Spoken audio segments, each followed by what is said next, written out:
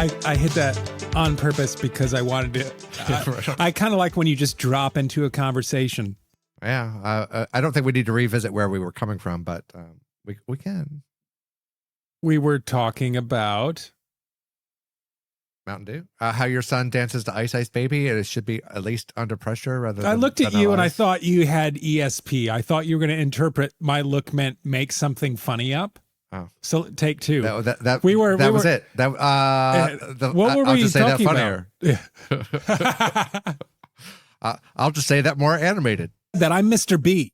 I am Lord Marcus. And we're here to guide you through the world of cinema and bad cinema and good cinema because we don't want to waste your time. Because if you've listened to us once, you've listened to us 100 times, even though it's only been maybe 11, 12 episodes. We don't want you to waste your time. Well, life is too short for bad cinema. That is the point. But tonight, we are going to draft movies for our teams from the year 2016. These are the drums of war banging, only for the first pick. Well, maybe the first couple picks. Banging for the first pick. Damn, I'm trying to right now. I'm praying to every possible god out there for the first pick. Every version of every narrative. So that included Oprah Winfrey, including who's some of them cult Save figures. me, Jewish God. Oprah Winfrey, use your magic. David Koresh or Tom Cruise, even. Ricky Bobby, did you get those? Did you get my quotes? Yeah, exactly. Okay. I was hoping you would, and everybody else. Yeah. Chicka. All right, 2016 draft. Hey, what were you doing in 2016? 2016. Let's be honest. That was the year I got married. Dun, dun, dun. That was the year I moved to Brisbane, Australia, from Sydney, Australia, via Michigan, because my accent's not Australian, but yeah, I live. I don't think Australia. that's grammatically correct to say that you went from Sydney to Brisbane via Michigan. Well, why not? Did you go there? So did you go the long way around the world to Brisbane? Did you fly from Sydney to Michigan to Brisbane? Because that would be via. This is not the grammar podcast. I think you went via Tamworth, maybe. You should know when I text Lord Marcus. I'm really good at spelling. I'm really bad at typing. But the amount of typos let me finish my thought.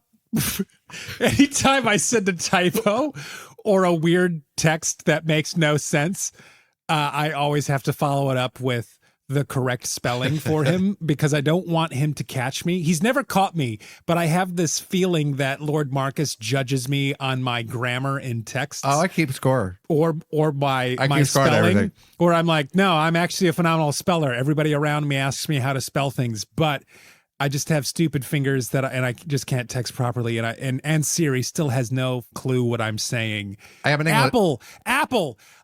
I've only owned iPhones. Could you not make Siri understand what I'm saying? Hey, that's the next version. Now I understand Dobbin's rage sometimes. That's the next version. Yeah. There's a lot of voice to text stuff, but hey, I'm an English major. I can't help it. If I have one gift to the world, other than recommending good films for a particular type of audience, I'd like good language to remain intact. His party trick is he can spell Bosnia-Herzegovina backwards. I was about to try and spell it, but while keg standing. Yeah. I was. I wasn't born with that gift. I had to practice a lot. I had to think about how that would be humanly possible. But let's film it and put a soundtrack over it. It'll be our first Film Dogs podcast on video. That'll be the opener. Audience. I hope that you have listened to our World War 37 episode. Good Lord, 2015. The 2015. Because it was full of drama. And the drama was resolved in episode. But it's also resolved in real life. But there's still some strands that need to be tried. There's going to be tension in the air the moment we go over 2015 again. And then the problem with 2016 is the tension's coming back. I don't think it'll be as heavy. I hope not. No, it won't. But when I do our editing of the pod, and every time I got to a certain section, there was tension in my own home while I was editing it, and then there were moments where did you feel it was going to be like dream scenario, like I was going to show up in your dreams? Dude, I laughed so hard, and there were moments where I went, "He's pretty upset with me," and I think am I upset? No, I'm not that upset. Oh, but the name calling, all of it. Yeah. This makes for prime podcasting, people. If you hate our podcast and this is the first one you've listened to, pause it, go to 2015, listen to that one, and then listen to this one. Okay. It matters. I think 2022 is going to be the next one that we could potentially, if we don't come psychologically prepared to be peaceful, we're going to. It might be a short pod. There's gonna be literal knives slashing throats. But you have the randomizer app on your phone, do you, Lord Marcus? I do. Prior to that, did we want to go over any trade proposals that we? Oh, we definitely have a trade proposal. Okay, so we've discussed this, but let's do it on air. Yeah. I would like to make a trade proposal, and so part of that introduction, 2015.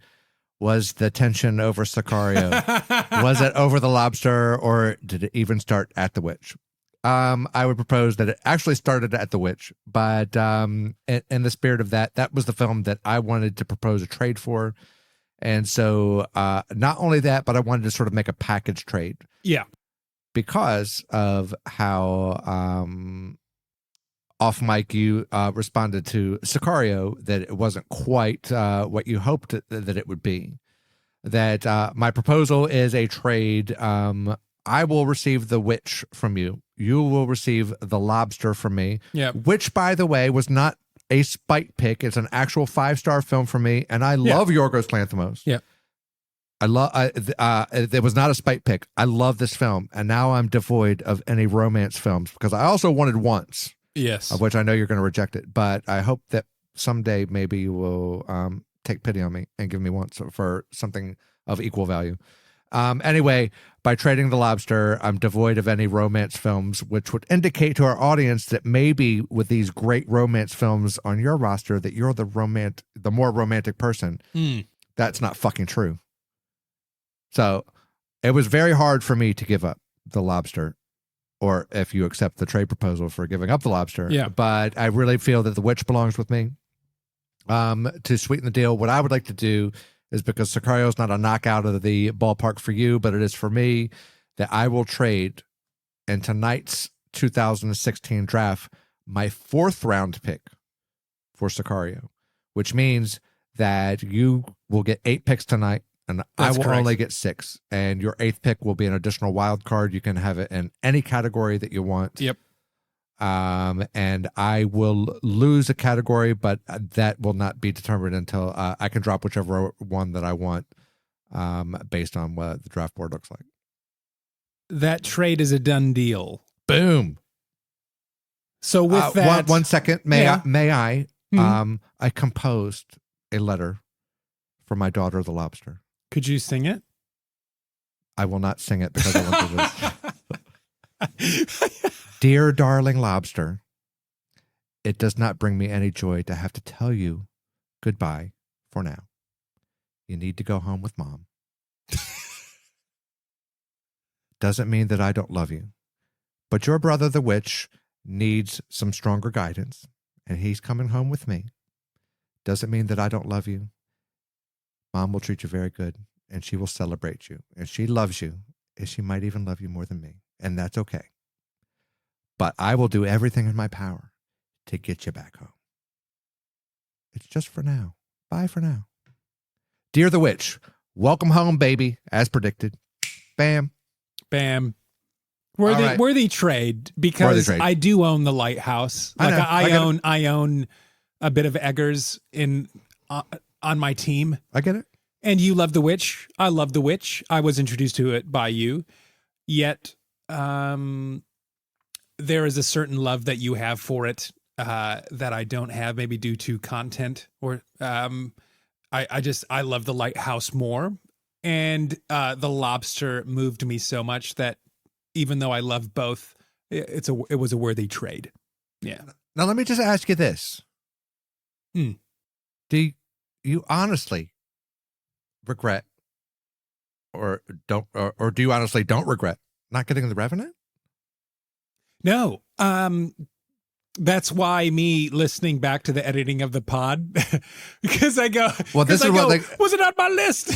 it happens to be quite wonderful because I went back and rewatched it after the draft, and I was like, man, I forgot how much I really loved that film, which is awesome because you had given it a 5-star review, but if you don't love it as much, I just think, well, that actually worked out pretty good.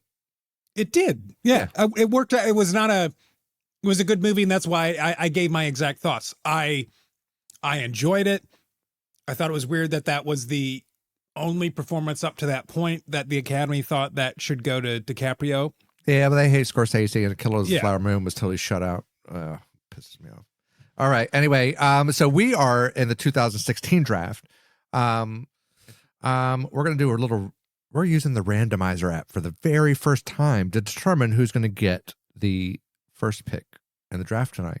The Film Dog, sponsored by Randomizer. When you need life to be not certain, randomize. Okay. You trust me? I'm doing it as I'm hitting randomize. I can see the screen. He's hit the button. What's it say on the screen?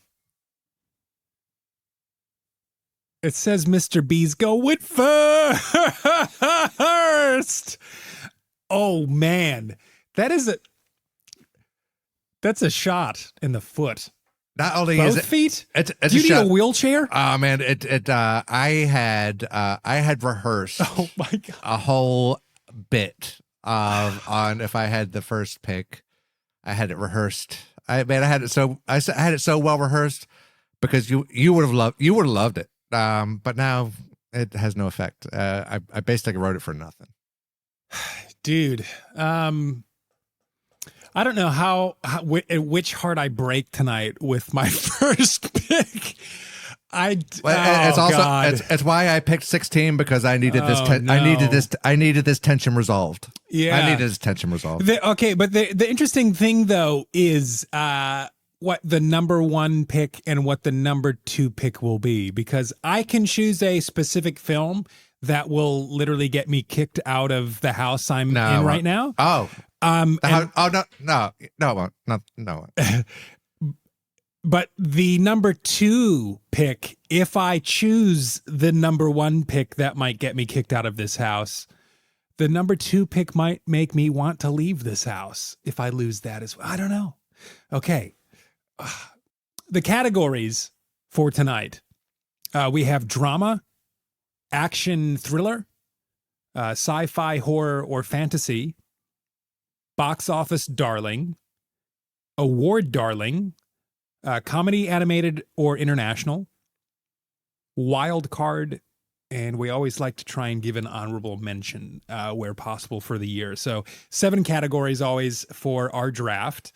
I have the first pick. So for oh no, I've got to make it good. I've got to make it good. Oh God.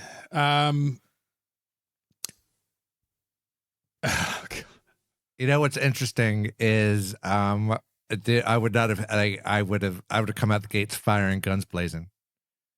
I so many times on our drafts I've been trying to give you kind advice and you never really listen to me.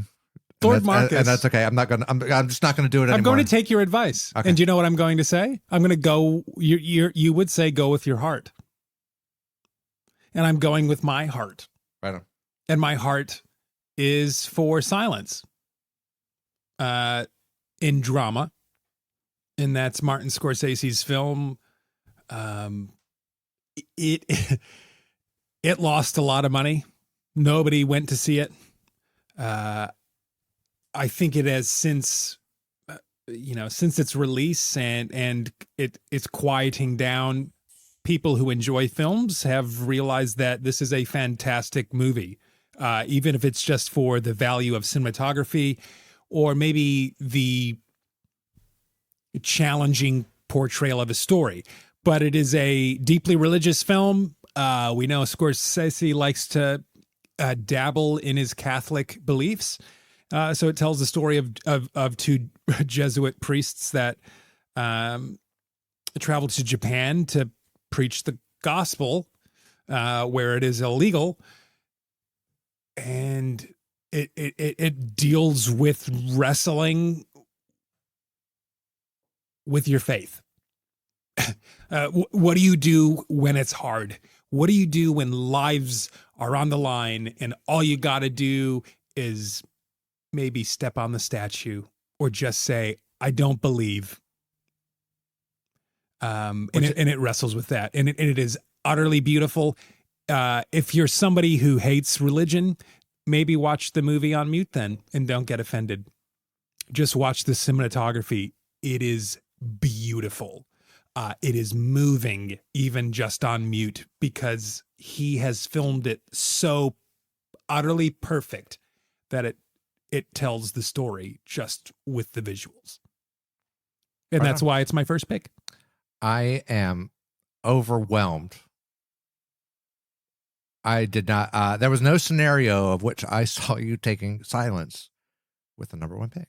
I want you to know that I wrestled with this specific draft because I know you love, and I'm calling it for you on the pod. The number 2 pick is La La Land. And I'm letting you have it on purpose because it should it should be about heart. It should be about. I would like the opportunity to make my draft pick for myself. Okay. I'm just saying, like, okay, you're giving the introduction and you're not letting me enjoy any of the glory of the pick. Glory. Okay. Or my build up for it, or like you've just ruined the surprise. Like we could have talked about that after I made the pick. We can edit it. No. Well, I'll let you decide on that. Okay. So, well, I mean, no, what I was trying to get at was I love La La Land a lot. You love La La Land a lot, but I know you love it more than me. And I wouldn't have felt right owning it. And that is the only reason why I didn't take it. It is a 10.1 star film for me, and it's a 10.2 star for you. And my beliefs, we just talked about silence. My beliefs did not allow me to take La La Land. That's why. Right. And I thought I needed to say that. So I didn't think I was trying to take your thunder. I was trying to describe how much you loved this movie, to the point of where I purposely chose to not choose it because I'd feel wrong taking it from you. Right on. Cool. All right. I want to go back and listen to that very closely after just to have a point. Anyway, because I did have the only reason I'm kind of maybe a little it's not upset. I had some very specific words that I wanted to say. You can still say them, and our audience wants to hear them because it's interesting. It's interesting the way the conversation's gone, and in several ways, because I didn't anticipate that as your draft pick, and I did not anticipate that you would wildly want to be full of prophecy on mine. I thought we could have a touching moment. Right on. Yeah, that was all. Yeah, you cool. know. Okay. Well, okay. When people talk about the lore of the film dogs, where they go, did you hear the one time where they were kind to each other? Right on. Hey, okay. So I'll go ahead and make my draft pick. Thank you for that lead up, and I guess I'm swimming in a sea of disbelief. I just I did not necessarily absolutely think that you would have taken La La Land at number 1, but I didn't think you would take Silence at number 1. I'm wonderfully surprised, and I love that you love that film so much. I also love that film very, very much. with my first pick. This film is when I was watching it, I was like, man, this is a great film.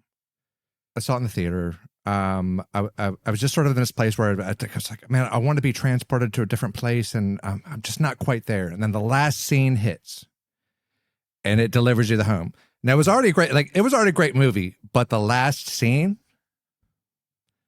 when Darth Vader lights his lightsaber, with my number one pick. Holy shit! And the 2016 film draft, I'm taking Rogue One, a Star Wars story. Just a moment. Are we alive? We be live. Are we alive? Am I dreaming? Is this a dream scenario? Am I Nicolas Cage right now? So, for two things, we'll put that theory to the test about how friendly this is. And to see if La La Land will still be available. Dude, I told you that. I told you that this is going to be the episode to listen to. For kindness and weird stuff. So Mr. B just professed how much he wanted B to have La La Land. We'll see if he really meant that. Come next pick.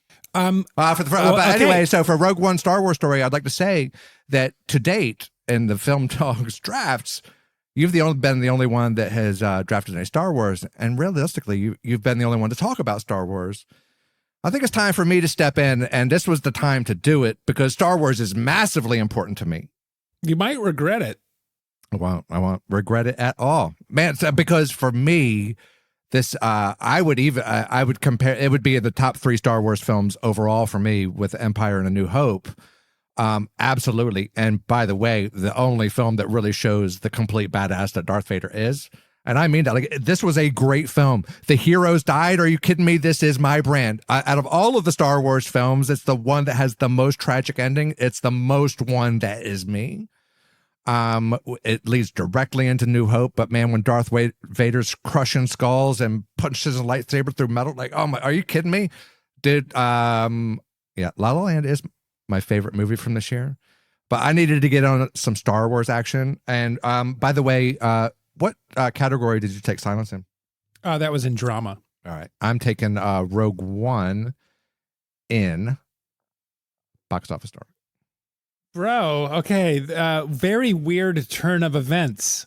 Because I assumed you were taking La La Land. I know. That was why your lead up to that was going to be either my or yours first pick, but it is no longer the first pick and it is no longer the second pick. My word still stands to what I mean, but let me expand upon that. I get it. La La Land was only really going to be safe for number 1 or maybe number 2. Oh my God! So you are backtracking. Well, no, I'm not. With reason. Oh yeah, no, with reason. The with reason is I get it. I'm so stunned that you did not take La La Land, because La La Land is like Jesus, and I've sacrificed Jesus for the greater good. Not that it's the devil, because Rogue One's a fantastic film, but it's literally the opposite of Jesus somehow, because La La Land is your Christ. The question is do I let you keep it? I don't know. Because if it's not La La Land, there is literally only one other movie that we could get bloody over. And I prefer this film to fill that category. So I think I still have to go with my heart, and I have to question which one is a better movie that I want to rewatch more. And good Lord Marcus, you put me in a weird spot, because do we keep it rolling? Do we keep it rolling where do you want me to predict the next pick if it's not? I've got 2 movies. There's only 2 more movies that we're going to die. Somebody's going to get killed over. All that you're going to be doing is giving me insight. Yeah, that's why I'm wondering if I should say it or not. Okay. God. Because I tend to thwart you at many corners. Well, not all of them. I mean, I'm giving you some insight. if I choose this movie, you know what should be the movie that should be chosen after. And if you don't choose that movie, then I'm choosing it. Okay. I'm going to grab. Dude, I am so astounded right now. Because I'm awesome. choosing La La Land an award darling. All right, right on. Yeah. Wow. I never thought I would be owning La La Land, and it's not because I don't want it. I want to own La La Land, but you will not stop talking about La La Land to where I feel like I'm not allowed to have it.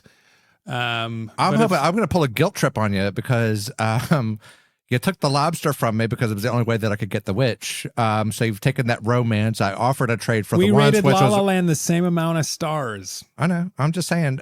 You've watched it more than me, though. I know. I've tried to get once from you, which is the romance, and you don't want to trade it. And I traded the lobster, which was my other romance, and now you've taken like my favorite romances. You're taking away from me.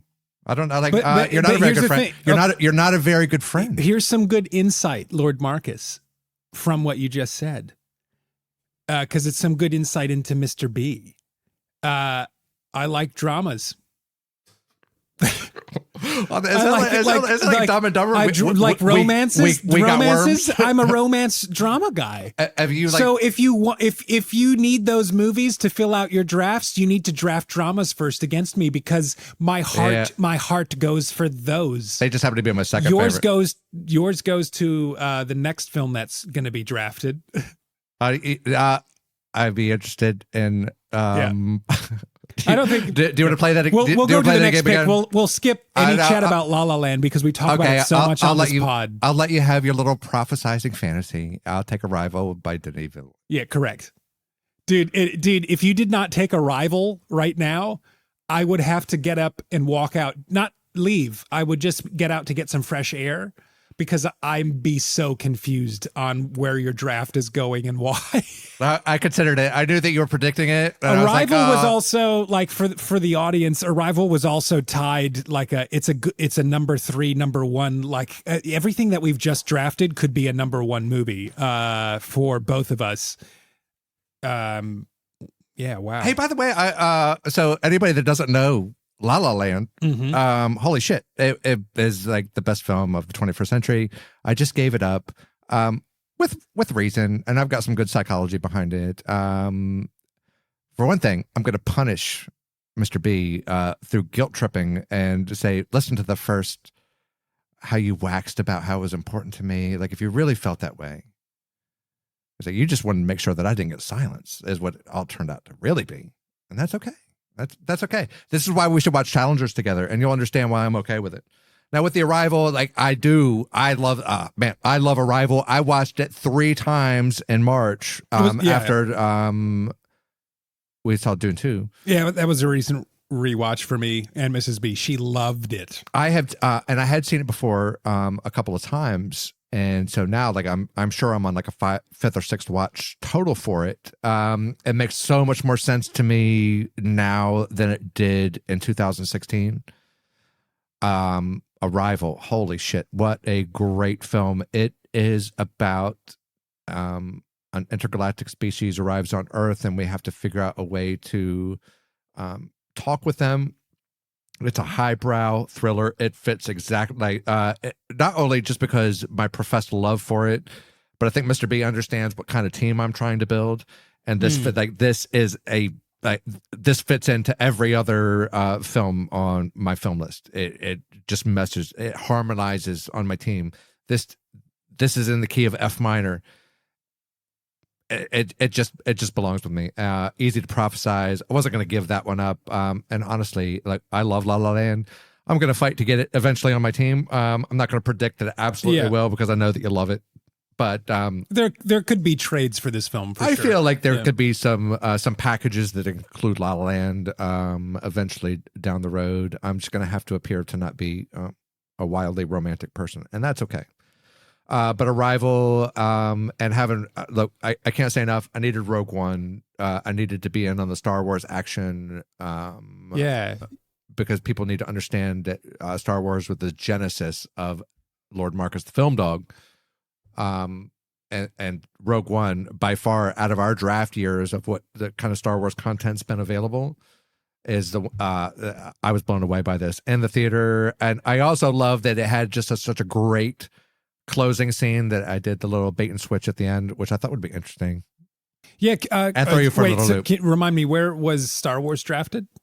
Oh, box office Darling. Yeah. Okay. Yeah. Yep. And I'll so put this it up one's and Sci-fi for Arrival. Arrival, Sci-fi. Yeah. Yeah. Okay. Cool. Yeah. Just because I'm literally, you have thrown off my draft so much, especially with the ones that you took have kind of screwed other categories. Man, this is interesting. Okay, this is where I take a couple, isn't it? No, I get one more before that. Okay, so fourth round. Yeah, cool. I think that's that. I feel like most of these are safe besides one or two. I can make one category work if I don't get it, but the other category will be very hard for me to get. But you got an extra wild card. So correct. Yeah, but there is one specific category that I always have a hard time, and you took Star Wars and Arrival, if that helps you think of what category I think I need to fill. Well, maybe that will inform your draft board strategy going forward. Well, you left me with La La Land. Yeah, here it is. Yeah, 2016. Was Arrival going to be that other choice that you made? Oh, Arrival was going to be next, and it was going to be, and it was be sci-fi horror fantasy. That's where I that fit with Award Darling, and that fit with sci-fi. That's where I had it on my board originally. But I think I'm going to draft still that category, sci-fi horror fantasy, because this is for this year for me, for what I enjoyed, liked, and what I think are good movies, is a hard year. I think there are two that are pretty good. There's one that's a bit more, I would say, up Lord Marcus's alley, and then there's but both are hard watches for me, but they're very good. The question is, which one do I want to shed a light on?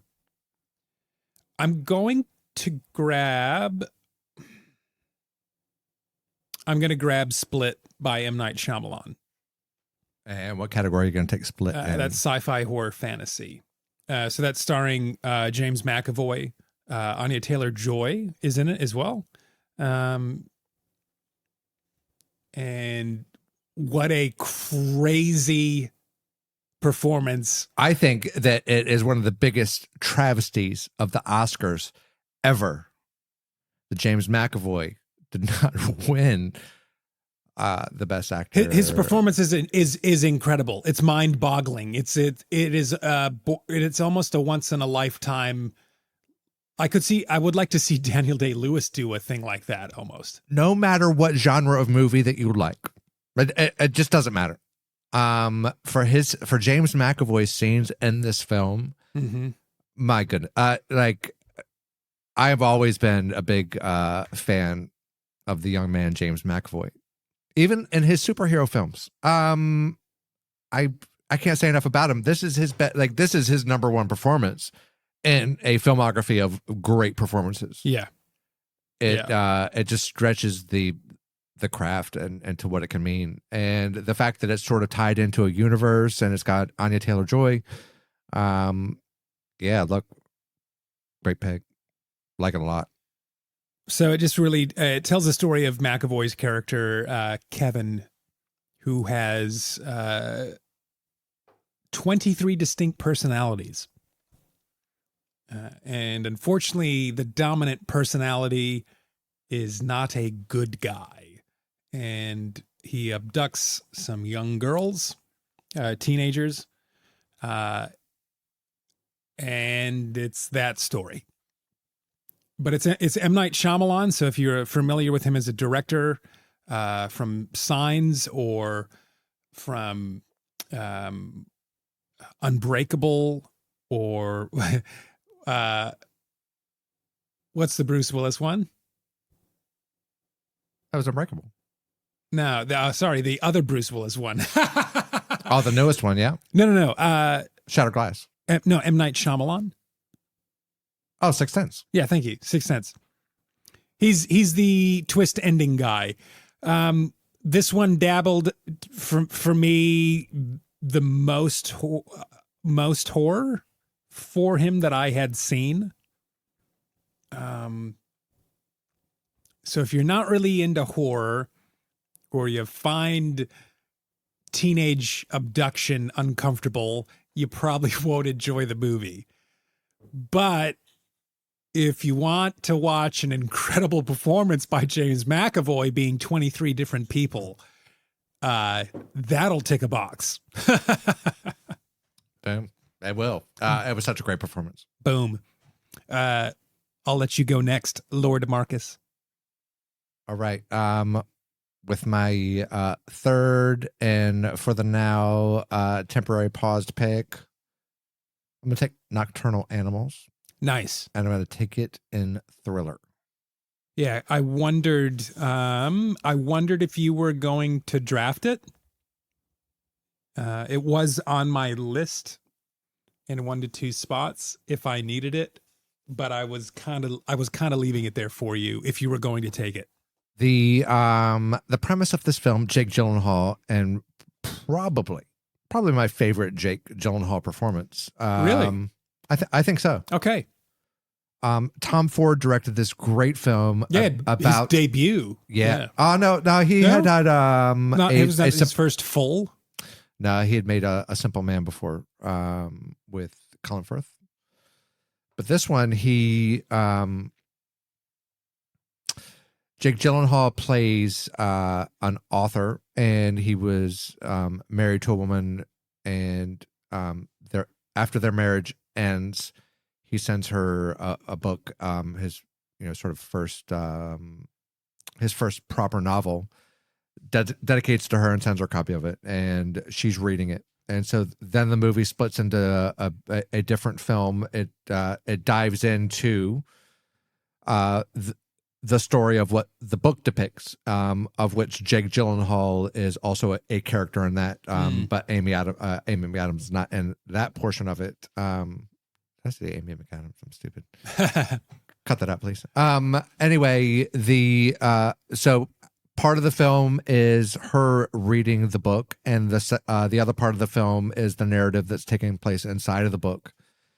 And it's a dark story, and it's tragic, So like the real story of it is it explores the psychology of what a broken, divorced man that was left not against his will. He was in love and he was left, and so he has composed a novel. So the psychology of that, and then what the novel encompasses and what that means, and it actually happens to be a really wonderful story as well, although very dark and very violent. It's like times two, and it's an R-rated film. It goes to some very dark places, but it's so wonderfully crafted. Like the cinematography is so beautiful, the story is so beautiful. It is heart-aching, but it's honest. Like it's not this forced play. It wasn't a big box office darling, so this wasn't on a play to the guy obviously had a theme that he wanted to sell, and it really resonated with me like really strongly.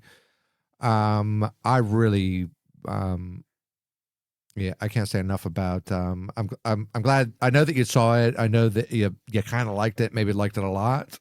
I think it was the only one I think that we would kind of fight over for the rest of this particular year. Really? Maybe. Well, being that you've got 3 picks in a row from here. Yeah. So it'll be a little interesting. There might be one or two that if you get them, I won't be upset. And I feel like if I get them, you won't be upset either. Like it doesn't really matter. I would have been a little upset if you got this one and I didn't. I would have sort of thought that the Rogue One thing backfired, but that all is the beauty of whether or not you can draft first or not. That's correct. I got to make the best of my the hands that I'm dealt. Nocturnal Animals, loved it. I'm so glad I got that one. Pretty happy with where we're going. I now have 2 picks in a row. Yes, you have 3 picks in a row. I am going to grab I'm going to grab in comedy animated international. I'll grab Hail Caesar. What'd you like about Hail Caesar? So this is Coen Brothers film. Typical Coen's Brothers film. Great cast. So it's got Josh Brolin, George Clooney, Ralph Fiennes, Scarlett Johansson, Tilda Swinton, Channing Tatum, Frances McDermott, Jonah Hill. Just keep going down the list. Eldon Ehrenreich as well. Fantastic cast. And I'm just going to read some people might find the film a bit confusing. Did you? We watch these kind of movies and we watch the Coens. These kind of movies? What do you mean by that? Did you not find the? What do you mean by these kind of movies? It's got a few different interpretations about what's the actual story. So it's a rhetorical question because clearly that's my brand. That's the kind of film I fucking love. This is Letterboxd description of it. It just says lights, camera, abduction. When a Hollywood star mysteriously disappears in the middle of filming, the studio sends their fixer to get him back. Set in the 1950s, the story was inspired by the career of Eddie Mannix, famous film guy. Yeah, whatever. It's no inherent vice. It is no inherent vice, but that didn't come out in 2016, so I couldn't draft it. Bummer. It's entertaining enough. It's funny enough. Scarlett Johansson's well, in hold it. on. That didn't keep you from drafting. Talk to me. What we do in the shadows. Oh my God. Did we correct that? I don't think we've addressed that yet. We haven't addressed it yet. We can address it later. We'll address it in another draft. We'll address it in. Apparently, I misdrafted a film in an older draft because we got a year wrong. Potentially not. We use a few different ways to culminate what year it came out in, but it didn't. It was a year off, apparently. The internet isn't always correct, Mark, depending on which website you're on. Oh, my goodness. Yeah, you know what? I don't use Reddit to determine draft order. Ouch. Psych. Okay. All right, but now, Hail Caesar. Yeah, Hail Caesar. Hey, dude that played Han Solo. Yep. That was the best scene in the film for me. Really? Loved it. It's an all right watch. And I think he's a tremendously good actor. I wish that, he just needs to be cast well. Speaking of, how Eldon Ehrenreich, right? Yeah. Speaking of like a sort of Furiosa vibe on prequels and, when things are happening to your characters, but the characters are recast. So like he's taken over Harrison Ford's big role. Now, there wasn't, obviously, like, Furiosa wasn't Han Solo level, but, like, she could have been. Like, if there was multiple films in a different era, and then you recast a younger person to them, like, the audiences may or may, like, that's a big gamble to take. And I'd say this, man, that's not the right gamble to kind of take. Like, when you're recasting a famous, like, I don't like it in any kind of films at all. I hate recasting. It's one of the reasons that I hate it. It's one of the, I don't hate The Dark Knight, but compared to how much everybody else loves The Dark Knight, I could be seen as hating it because I am so much less than everybody else. And part of that is like the recasting. Anyway, that's my take on Hail Caesar as a talking piece, but obviously as the Coen brothers too. It's just on my lower end of their filmography, of which I cannot wait to tackle. Oh, that'll be a great episode. The Coen brothers episode, and then maybe individual Coens. Hey, how stoked are you when we come to draft day to draft Oh Brother, Where Art Thou? Would it be your number one pick? Could it be your number one pick? No. Okay. Cool. Good to know. Why do you ask me these questions for intel? You're going to use it against me. Why do I answer these questions? Because it's on record, too. Yeah. You said. I'm going to delete this record. He's a liar. All right. Well, that was my fourth pick. So my fourth pick, Lord Marcus, which was traded to me. Yes. I am going to grab. I don't think we're in a major contention for movies. There's only one more that I think we might cross paths on. I think I've already drafted in that. I think I've already drafted in that. Yeah, category. correct. But yeah, so you've got wild card, right? Yeah, But I have to drop a category. correct. I'll go action thriller. I'll take The Nice Guys. Oh my goodness! Really? Yeah. This draft is nothing but remotely of what I would have predicted. Well, I'll quickly talk about The Nice Guys, but I'm really wondering what your pick is next, because I believe the movie is what should have been picked here, and if it's not, it's what should be picked next by you. But it's still not your turn. So maybe I am picking it. I don't know. So this is do the most with my draft pick that you can. Like, make it entertaining. Yeah, and make me hurt. I'm getting mixed signals here. I don't like making you hurt. I pay for it. So this, The Nice Guys. Pain's good. It reminds you you're alive. Shane Black directed, starring Ryan Gosling, Russell Crowe, Angourie Rice, Margaret Qualley, Matt Bomer. Margaret Qualley's just showing. She's the it girl. Yeah. She wasn't then. I'm not I know. upset about it. We're in 2016. But damn, she's showing up in a lot. But this is kind of a comedy action crime film, and it's about a private eye who investigates a suicide, a supposed suicide in the 70s. And Ryan Gosling does his whole charming Gosling funny guy for this one, and he teams up with Russell Crowe's character, who's the badass PI.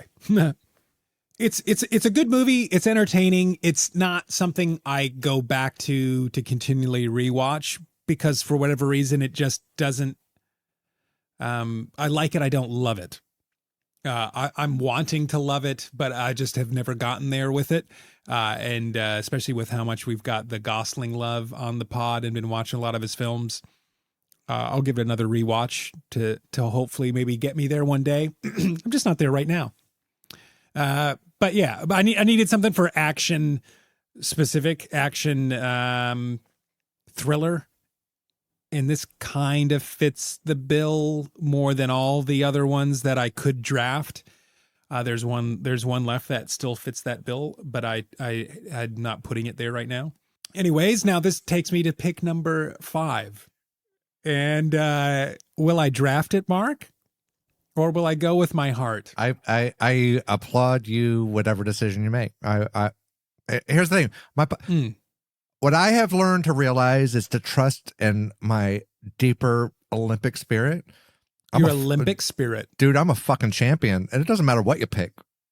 Like, I will find a way to overcome and persevere. Doesn't matter. Pick what you want. Pick what you love. And in the spirit of true friendship, I celebrate. I won't go back on the things that I say the way that you do. It's like, oh, it's a 10 point. La La Land's 10.2 for you. I want you to have it. Yeah, I wanted you to have it for number 1. Yeah. That's not what you said on record, though. Yeah, I need to speak more clearly. That's okay. You do. This is why I say, as an English major, say what you mean. But in real life, you can't revise your text the way that you do. Well, I mean, that Apple can. Apparently, that is a current update. Did you know that you can edit? You can edit an email. Siri, dictate Mr. B for Film Dogs Film Draft Night, please. Guess what? Correctly. Guess what? She said yes. She accepts my Siri responded to you. That's how bad my Siri is. Because you should be employing like some deep fake where Siri sounds like somebody else that you have a relationship with. Okay, so now you have your original 5th round. Yeah, so I've still got wild card free. I have an extra wild card that I got in a trade. And then you've not done Box Office Darling yet. I've also not done Box Office Darling. Box Office Darling you won't draft, so I don't need to worry about that. Oh, interesting. Yeah. Maybe I'll draft it just to fucking... Yeah, just to fuck with me. Since I've already done that a couple times. The problem is Is there Harry You're Potter? not- Is there a Harry Potter? in 16? there's a problem. The only problem is I don't know what the problem is. I've kind the of problem worked. is you I've kind don't- of worked my draft up to not include this film, and to let you have it. So I think I'm going to have to let you have it because then it means I can't talk. Dude, I've already dropped. Because then it means I can't talk about these other two films. So I will take. do you think I want Bullet Train? Is that what you're talking about? Oh hell no! I don't know what film you're talking about. Okay, in wild card, I'm taking Jackie, which you're not going to draft. I knew you wouldn't draft it. I enjoyed it Because I've not seen it. Yeah, and I'm surprised you haven't seen it because you have access to it through me. Yeah, I've just we have shared accounts, people. Sorry, I don't mean by stolen. The film dogs have accounts. So this is Natalie Portman, and she is playing Jacqueline Kennedy. You say wild card on that one. Yeah, that's correct. First wild card. Directed by Pablo Larraín. But the story is literally from JFK's death and after. It doesn't really go backwards in the timeline. And Portman's portrayal, she embodies Jackie. You get lost in the film, in the emotion of what she's going through, of losing her husband, of being pushed aside in society for a new president, but also still being a very beloved woman in American society. It's a good history to revisit, and mad props to Portman on her acting. Good Lord. Hey, what's your take on JFK? I don't have one. I wish I did. My take on JFK is I'm interested. That's the best I can give. I've watched stuff and I've listened to stuff. It wasn't really part of my era of growing up. On what you know of him, do you feel like you would have supported his policies? Yeah, I think in my current stage of life, I would have. Yeah. Current stage of life. Yeah, I grew up very conservative. Now, welcome back to the second edition of our brand new segment. Jackie, better than Garden State or not as good as Garden State? Interesting, because Portman's in both. Being on the record, Yeah, Mr. B good says. Lord. And guess what? Peter Sarsgaard is in both as well. Good Lord. Jackie's still a better movie. Very good call, Mr. B. You have won a prize. What's the prize? Please tell me. Half of a penny. Oh, Lord. Well, guess what? We went to my 3 in a row. And it's actually back to you, Lord Marcus. What would you like to draft? All right. That went way faster than I thought. I was like, it's happy hour at the Robertson At the house. OK Corral. So this is going to mean that I need to readjust some expectations. I'm going to take, I know which one you were talking about. Yeah. Yeah, the Neon Demon. Good Lord. Where have you been besides not here? Where can I take that? I'm going to have to take it in wild. I'm going to have to take it in wild card. Neon Demon. Correct. And That's wild both card. where we literally painted ourselves into a corner to not be able to get this movie to where it could only be wild card. Great movie. Great movie. But there were other movies I wanted to talk about. So I went, Lord Marcus should have this one. Probably a little more on, just to be honest, like it probably is a little more on brand for me because 100% body horror. Yeah, body horror and plus a little bit of psychological horror. That's just a little darker, like darker than your dark. Yeah, the psychological was fine for me in this film. It was specifically the body horror I always have a problem with. Yeah. And yeah, that was it. Okay, this is not a date night film, but it's a wonderful. And look, it essentially follows a young model that is pursuing like in a career fashion, she falls into perhaps a darker crowd, and she's trying to make it in Hollywood. She's trying to make it, but played by Elle Fanning. Man, I have to say this though, like this is one of those movies that Mr. Refn, and we've talked about him before. Yeah, Nicholas Winding Refn. Man, like he's got a trio of films that I adore, and this is one of them. It just, if you like to think about films and have like talking about it and have many things to talk about, like this it is the wellspring of conversation, this film, about what it means to be beautiful and what it means to be successful in Hollywood and what age has to do with that, and what the circumstances and the texture of your environment have to do with that as well.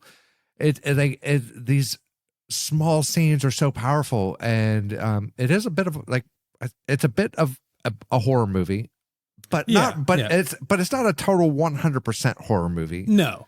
But if what you like is The Notebook, this is not the right film for you. But if what you like is Drive or Only God Forgives, this is well in that repertoire of that these are his other films. It is it's a great film when you're in the mood just to like not have to think too hard, but think a little bit, if that makes sense. He's directing your emotions through a great soundtrack and through these great visuals. You do have to think a little bit about what's going on, and it's a bit of a darker territory, but man, I thought we were talking about I thought you were talking about Bullet Train because of the Brad Pitt sort of connection, but now it makes sense. Neon Demon, yes, because we talked about it. We both love this film. You're right. I love it a little more. It's a little more on brand for me. Yeah, totally on brand for Lord Marcus. Also, Bullet Train was 2022, so you had me very confused for a moment. Oh man, that gives my hand away a little bit of what I've been studying. Okay, so I've got two left.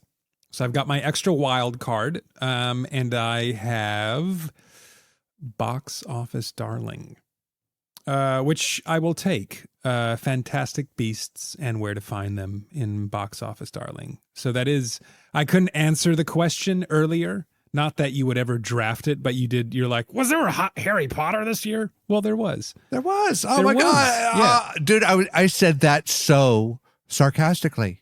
I said that so sarcastically. That's amazing. It was actually kind of a Harry Potter movie.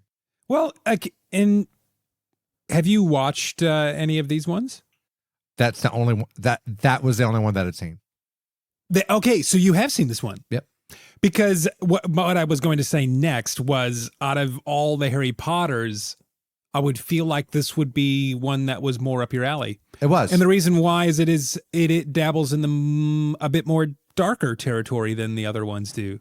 And I think it was a little more adult. It wasn't totally, but it's like with the Harry Potter films, especially when they started, when Daniel Radcliffe was so young, it was a children's movie.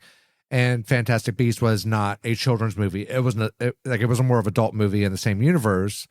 Yeah, it was good to get some fresh blood. Here's I think, a lesson for Hollywood is, like, even though it did nowhere near the numbers, if you're doing a prequel, then recast everything and do something completely different. And that's what they did. And this is what they did. They offered something completely different, and you know what? It's not going to make billions of dollars, but I think it made a good penny. And that's why if we get good stories that keep you in the universe of what you like and offer a different perspective, and the film grows with its audience, as opposed to we're going to stay forever young, and forever pandering to a particular demographic instead of evolving with our initial fan base, which is what I would prefer. But yeah. Solid. Fantastic Beasts. Bam. Well, it's directed by David Yates, who's done 7 Harry Potter films, so he knows the franchise. He also did kind of the best of the original franchise as well, in my personal opinion. But it's got Eddie Redmayne, Catherine Watterson, Dan Fogler. You know him as that guy. Colin Farrell is actually in this one as kind of a bad guy. We get John Voight. I always love to say John Voight because of Seinfeld. He makes an appearance as well. Ron Perlman, Johnny Depp, Zoe Kravitz. It's a great cast, great story. Dude, I loved it. Courtney, Mrs. B, she loved it as well. Ezra Miller, he did a great job as kind of the co-antagonist protagonist. It was fun. I enjoyed it. Mrs. B enjoyed it. It's a touch nostalgic if you were ever into the Harry Potter franchise, and it made a buttload of cash. So that's my box office darling for 2016. Right on. I unfortunately, I got 2 picks left, and I really wish I had 3. This would have been the perfect draft to not have lost one of my picks. Hmm. I'm gonna have to find a way to get over that. I've got to go with the way that my draft board has rolled. Rolling. Oh man, there's actually 3 films I really want. Okay, but none of them will be in contention from me. They won't. You won't want it. I don't think you've seen any of my remaining films. It's just a matter of which ones I actually want on my team. All right, one that in animated, I'm going to go with Kubo and the Two Strings. Okay. Which would have been actually, if we had more similar tastes and you had seen it, I might have drafted it first. I might have drafted it over La La Land and maybe even over Rogue One: A Star Wars Story. That's how good it is. It's so good. Animated films do not. So, look, we've talked many times about how we love The Wizard of Oz. Wizard of Oz is usually introduced to people as children. So most in my experience, I could be completely wrong. I've not looked at any particularly psychological analysis and the data of that. But my assumption is most people have come to The Wizard of Oz the way that I have as children. Yep. And maybe that sort of sets the model of what we expect for that particular type of fantasy experience to be. And even when you're watching Walt Disney, Bambi, or Snow White and the Seven Dwarfs, any of the classic animations, we always expect, and so I think at a certain level, we expect an animated film to deliver us into that realm that it did when we were children. Now, most often, as an adult, that can't happen because we no longer look at things as the way children do. But Kubo and the Two Strings, for me, like really puts that entire psychological analysis to rest. Like it just doesn't matter. A film can either move you or it can't. Yeah. And that's just the end. That is just the end of it. This is an animated story. It's such an original sort of concept, but it's a hyper modern stop motion animation.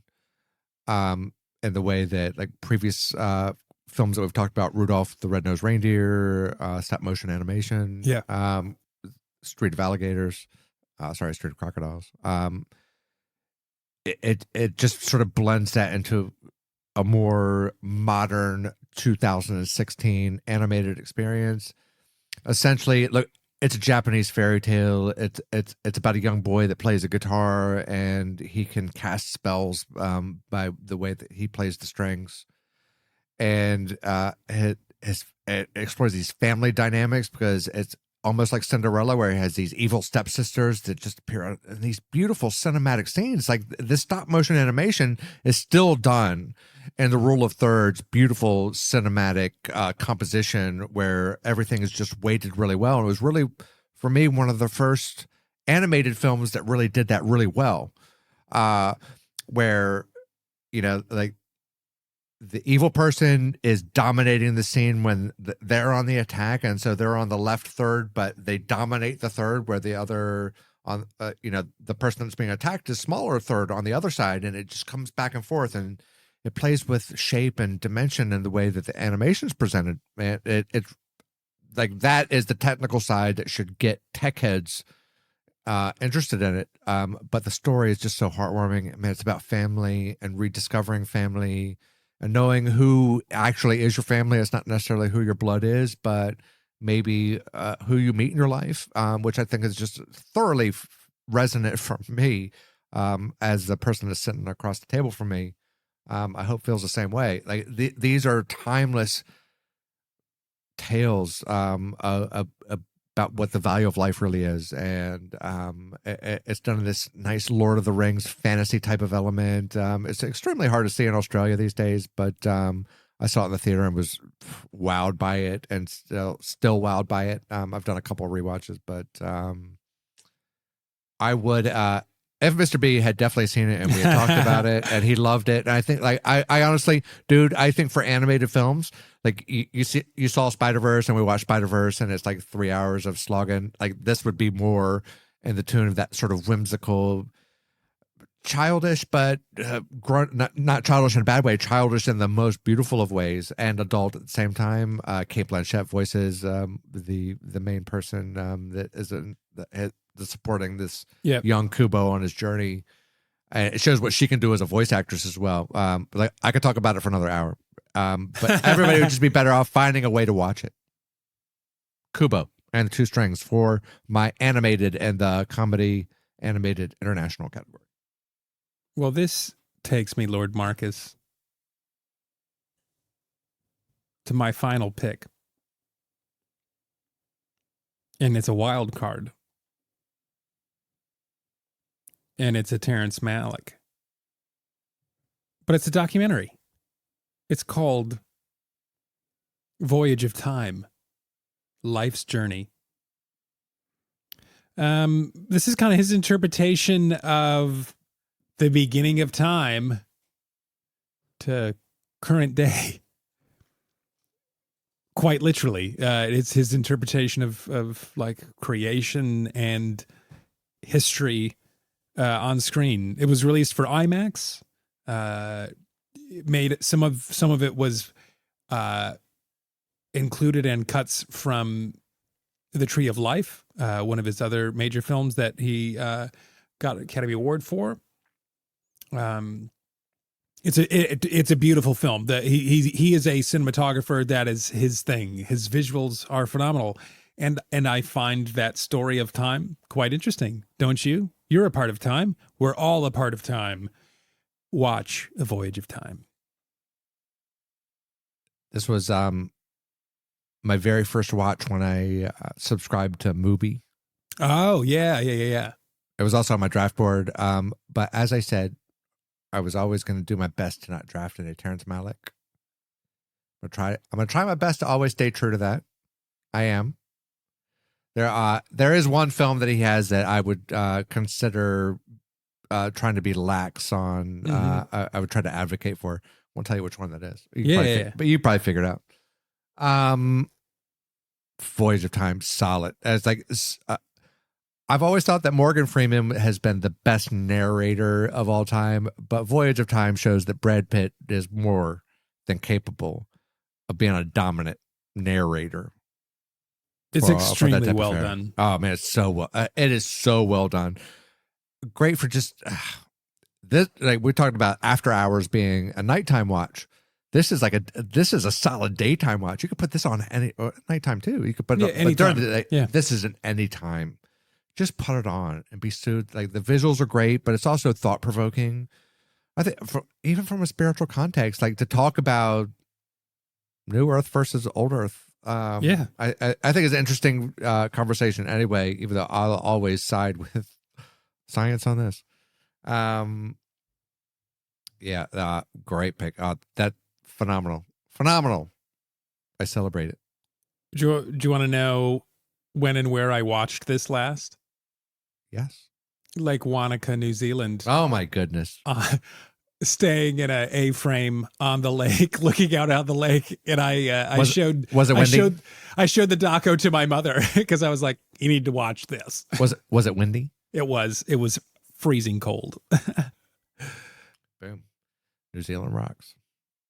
Hey, anybody from New Zealand, holler. We'll fly over and do wine tastings while we go out for the Auckland Film Festival. Okay, it leaves me with the last pick, and there's like 4 more films that I'd really like to have. I'm just going to have to go. Who do I want to give props to? God sakes. I think I'm going to go. I'm going to go with drama. Okay. And I'm going to go by Garth Davis. I'm going to take the film Lion.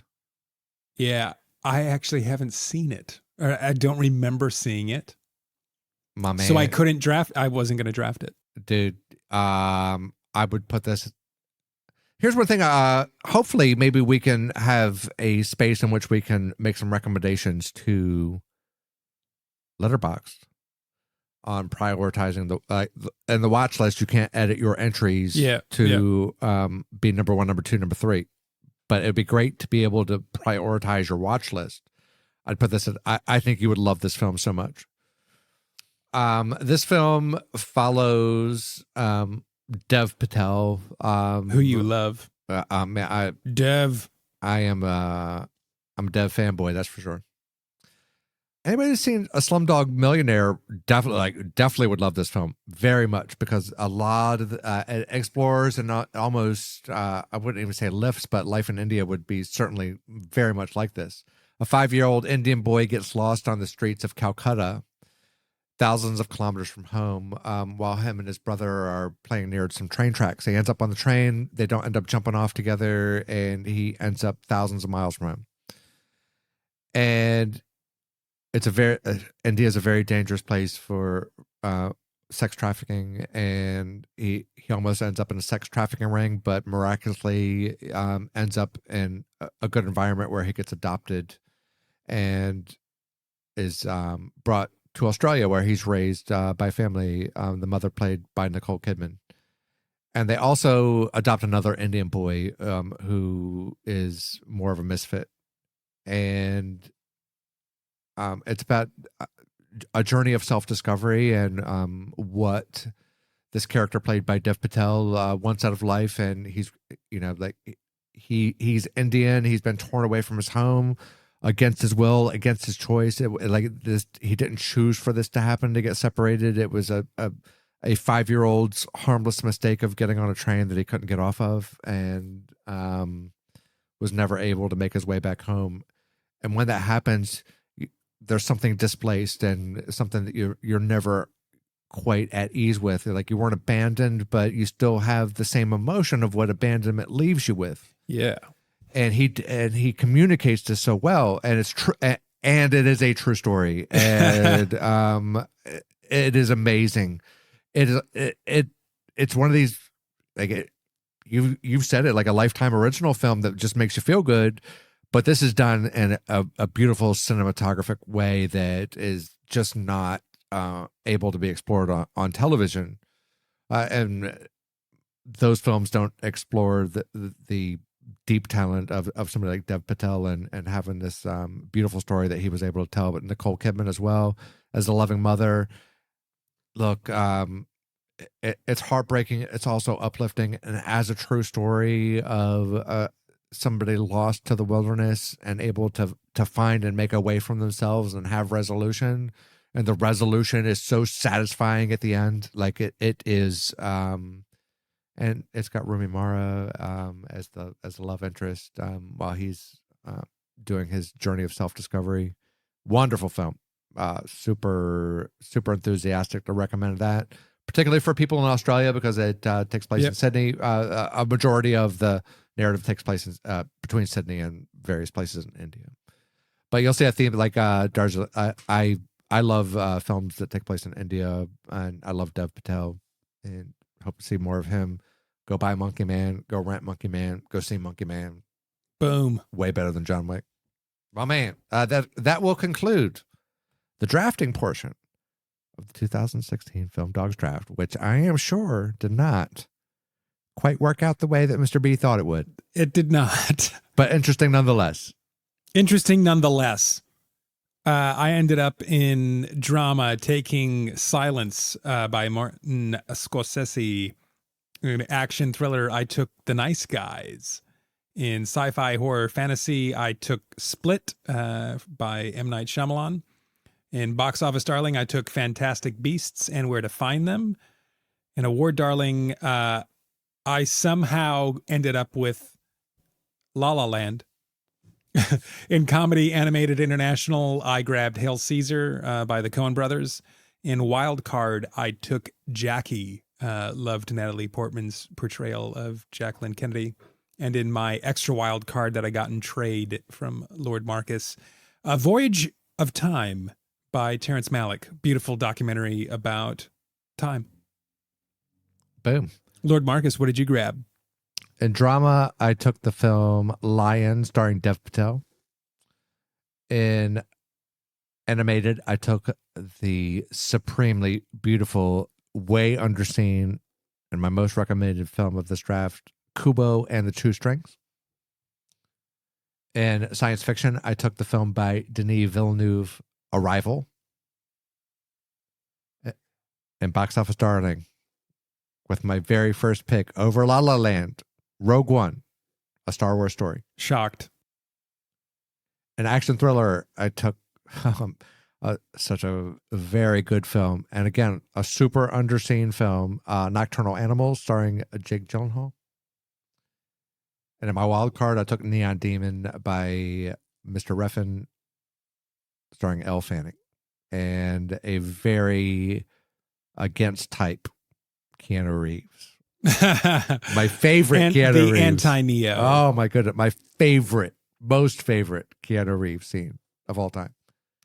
And I think what we have maybe discovered as well is by sticking true to our most favorite films and sticking to our heart and with a strategy with no malice in our hearts, we have arrived at the conclusion of the 2016 film draft with no blood drawn.